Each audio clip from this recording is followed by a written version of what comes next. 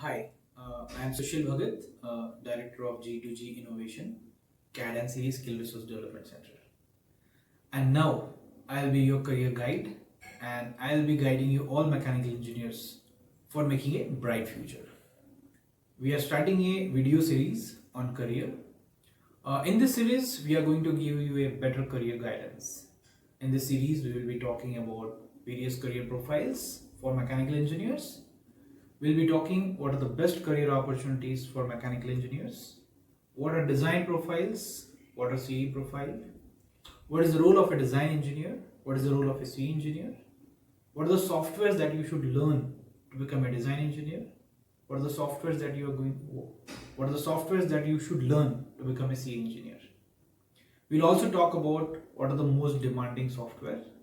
We'll also talk about what are the salaries a fresher should get. What are the salaries organizations are offering you? What are the salaries related to the skills? And how is the financial and professional growth?